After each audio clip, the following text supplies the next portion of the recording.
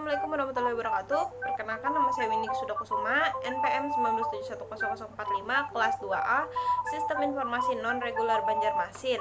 Di sini dosen pengampu Pak Andi Surya, MTS, NIDN 1126058001.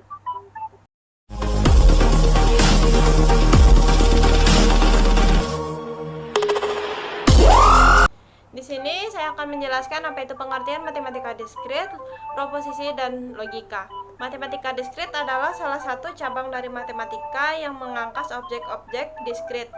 Benda disebut diskrit terdiri dari sejumlah elemen-elemen yang tidak bersambung atau unconnected. Lawan dari diskrit adalah continue atau terus-menerus. Logika matematika. Di sini saya akan menjelaskan apa itu dasar-dasar logika. Dasar-dasar logika. Logika adalah studi penalaran, yaitu cara berpikir dengan mengembangkan suatu berdasarkan akal budi dan bukan pada perasaan atau pengalaman. Logika dikaitkan dengan hubungan antar pernyataan dan pengertian kalimat adalah sebagai sebuah pernyataan yang benar atau salah, maka sebuah proposisi disebut sebagai kalimat yang memberikan nilai benar atau salah.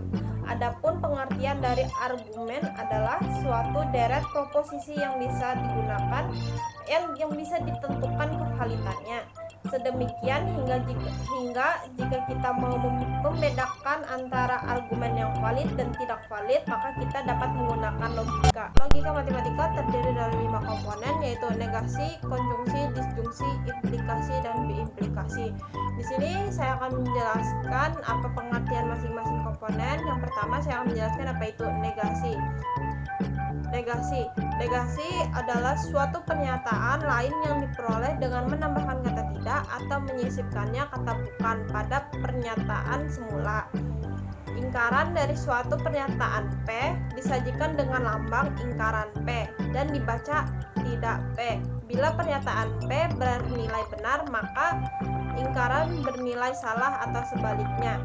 Konjungsi adalah pernyataan majemuk yang dibentuk dengan cara menghubungkan dua pernyataan tunggal yang dihubungkan dengan kata perangkai dan disebut konjungsi. Konjungsi merupakan pernyataan majemuk yang terdiri dari dua pernyataan tunggal yang digabungkan dengan menggunakan kata hubung atau, dan masing-masing dari dua pernyataan tersebut disebut alternatif. Dalam logika matematika atau dilambangkan dengan V, disjungsi antar pernyataan P dan Q dapat dituliskan dengan P atau Q.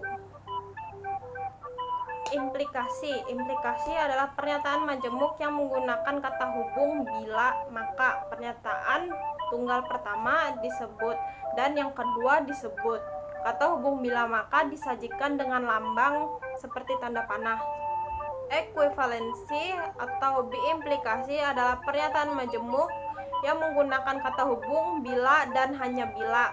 Disebut ekuivalensi atau biimplikasi, kata hubung tersebut disajikan dengan lambang tanda panah saling berhubungan, berlawan arah. Soal pertama yaitu P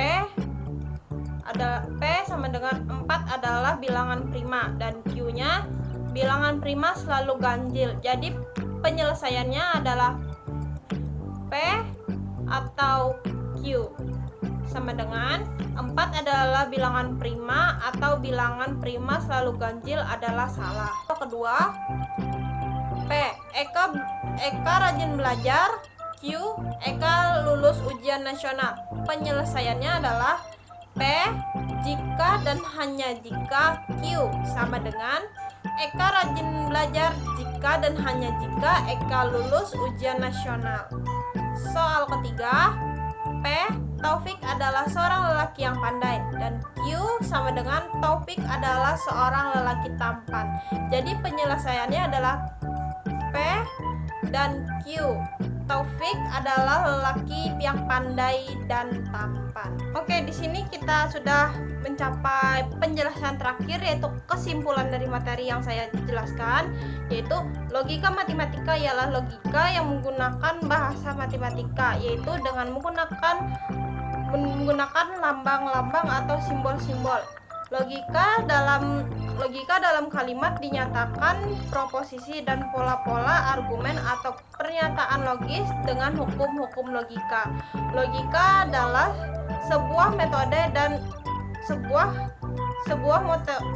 dan prinsip yang dapat memisahkan secara tegas antara penalaran yang benar dengan penalaran yang salah. Dalam logika matematika pasti berhubungan dengan istilah pernyataan, kalimat majemuk, dan ingkaran. Oke, baik teman-teman, terima kasih atas waktunya. Maaf jika ada kesalahan kata atau penyebutan simbol-simbolnya. Assalamualaikum warahmatullahi wabarakatuh.